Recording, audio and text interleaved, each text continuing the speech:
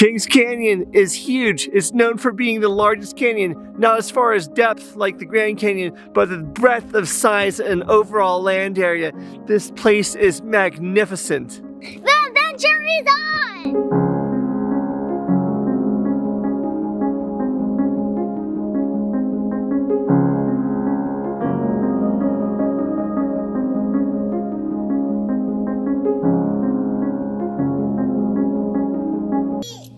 Is all to ourselves. Yeah, because it's all quiet and there's nobody around us. Yeah, the whole place is empty. So the waitress told us that in the summertime they have a buffet that's available because there's so many people that fill up this entire room. But on off season, like now in the winter season, you have more of a one-on-one dining, and it's very peaceful. It's a nice location and scenery.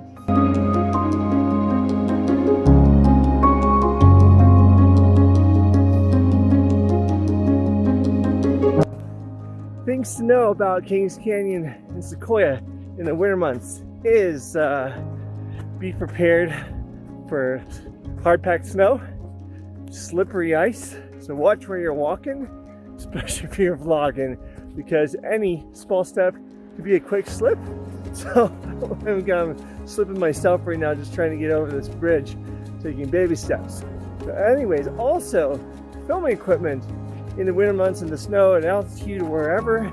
Battery life on your cameras, on your professional cameras, are going to be a lot shorter than they are regularly. So pack extra batteries for when you're filming as well.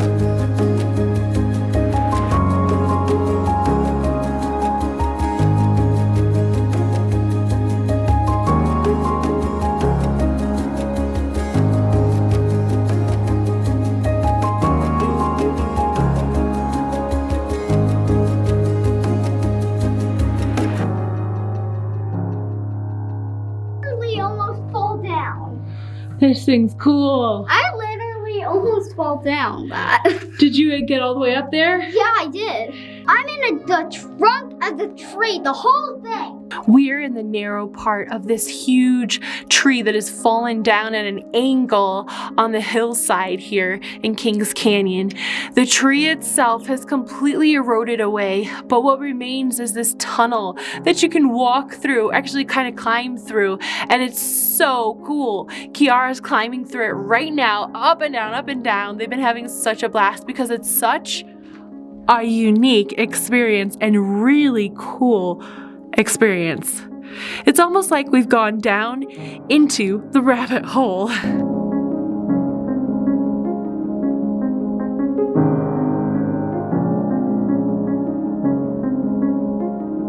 I'm scared and nervous, but I still did it.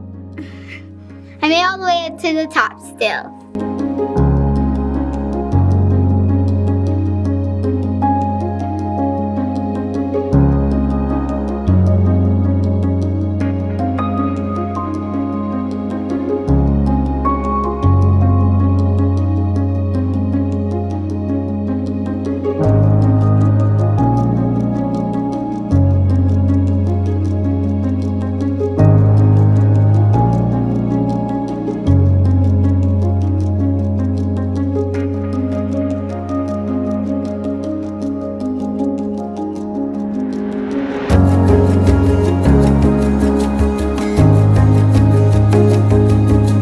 Should we go?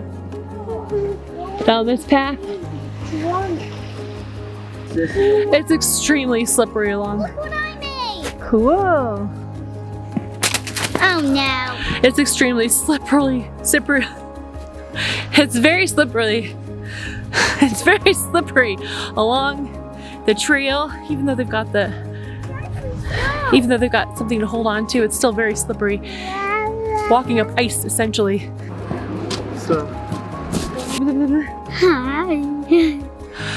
In ancient times, they built homes out of willow poles and then the cedar bark. And then the women would congregate along the water itself to do the cleaning and stuff like that. There's so much snow! You can make a snow angel if you want. A snowman.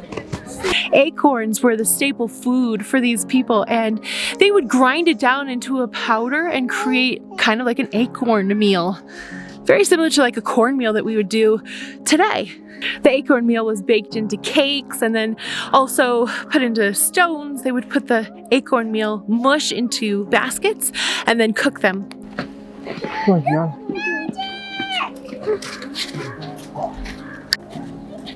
On that path is too icy, too slippery. A lot of these trails are really icy this time of year, so you just have to be super careful.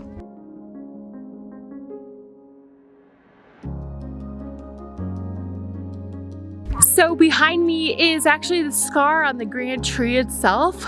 It's pretty amazing to see how a tree of this size can survive a scarring of that size.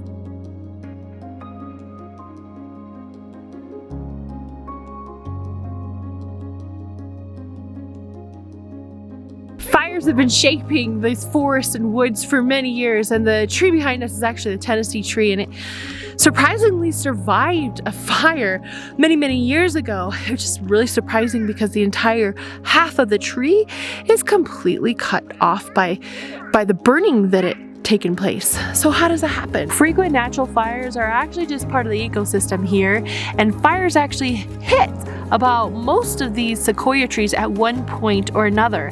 But these trees have something special with them. They've got something called tannin in the barks, and the tannin helps them to resist rot as well as insects, which is pretty cool. It's why trees that have been burned halfway through can survive years and years after being burned. The tree over here, it survived a huge fire, and it's only able to survive because of the tannin in the bark itself. And wherever there's good bark, there's nutrients that flow down into the tree itself.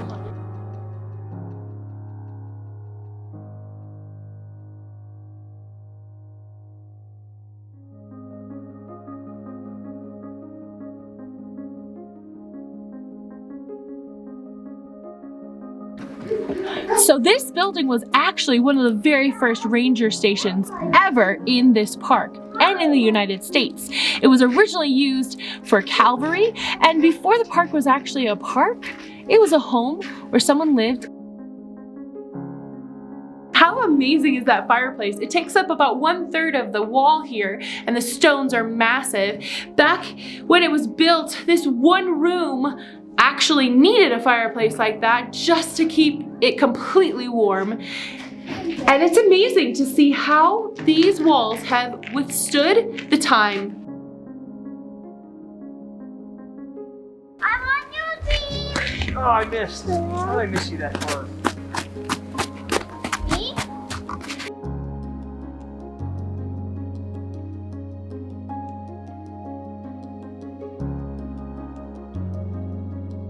Walking by the centennial stump, it took people 2 days to move that tree, and it still remains today. You can still see it. It's pretty amazing.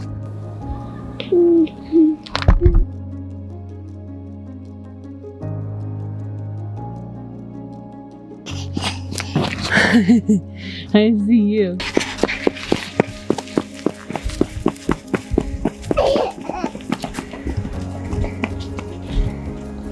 California is so lucky to have these incredible trees, including the giant sequoias and even the redwoods.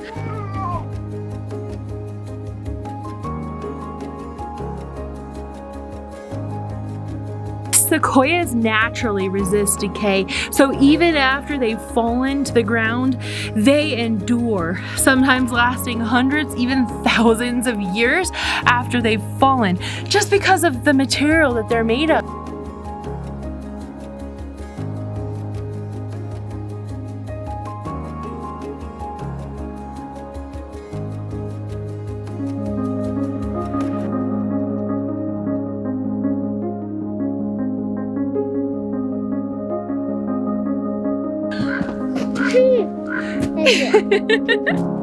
How cool is this? That's so amazing!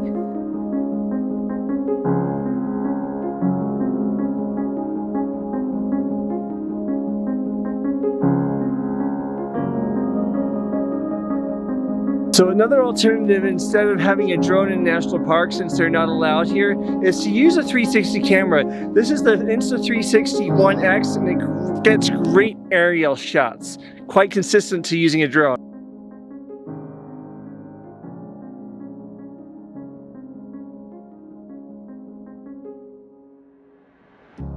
So if you're planning on hiking into Kings Canyon during the winter, you've got 30 miles to head in because the road just 6 miles past Grant Village is closed heading into Cedar Grove. You're gonna have to trek that all the way on in there. If you want to get a great view during the winter time of Kings Canyon, you can stop off before the closed part of the road heading into Cedar Grove, or you can do what we're gonna do right now, which is head on over to Hume Lake.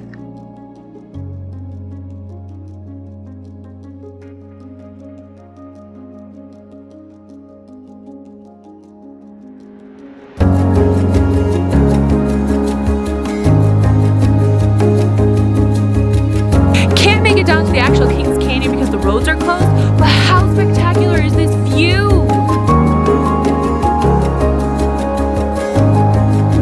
So Kings Canyon was actually made a national park, partially in part because they wanted to stop companies, energy companies, from building hydroelectric dams and so forth, logging companies for deforestation and so forth. If we actually hiked further down into the canyon, the bottom of the canyon, there is a river down there. It's precious.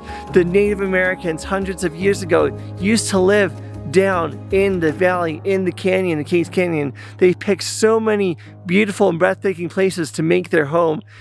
It's part of their spirituality, connecting with their gods, with their nature, and they picked these specific places. And we can see why it's beautiful. You've got tons of nature and animals and wildlife and plants surrounding you. You've got the fresh air. You've got the ability to connect with nature. The Native Americans, they had it right.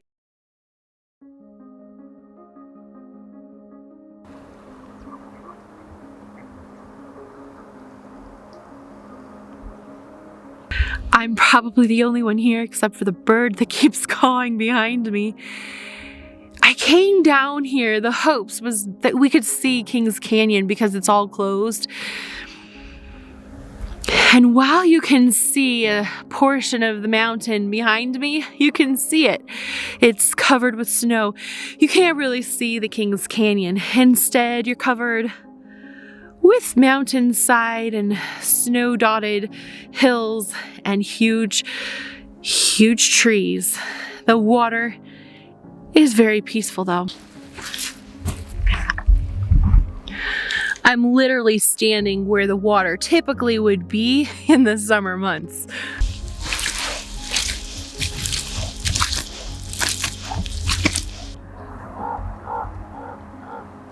It's wintertime here in Hume Lake, and the water and streams that gush down in the summer just aren't.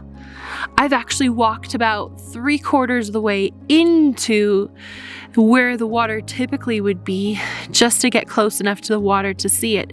And the water is not crystal clear that you see behind me. Actually, up close, it's kind of a green stagnant.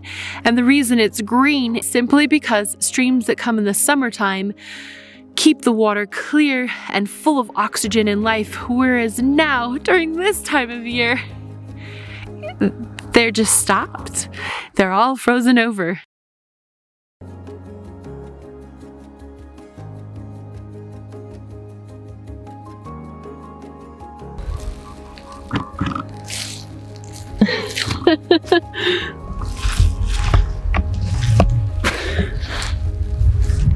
My feet are covered with mud.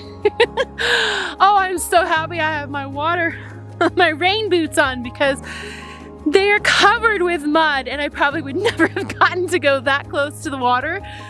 This whole area is usually covered with water.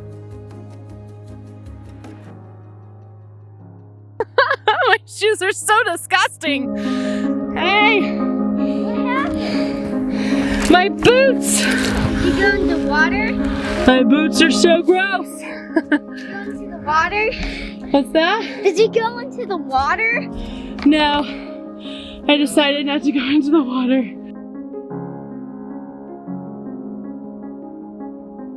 So all of our cameras batteries are out, but we just had to go out here. I had to go out here to catch the sunset. The snow I'm walking through is about at least a foot deep. You can see my feet go down in there. But guys, to show you guys this view, check this out. How about that? Back there, the sunset just hitting off the mountains. It's beautiful.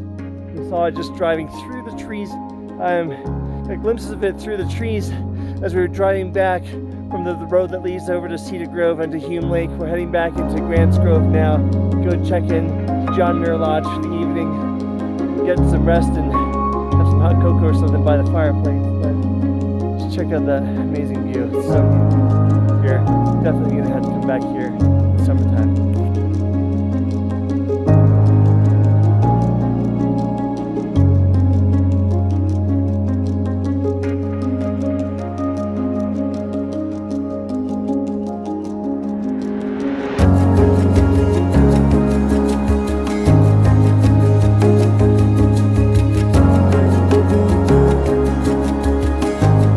So thanks so much for watching our adventure in Kings Canyon National Park. If you like this video, give it a big thumbs up, and if you're not subscribed already, hit that subscribe button and ring that bell. See you on our next adventure.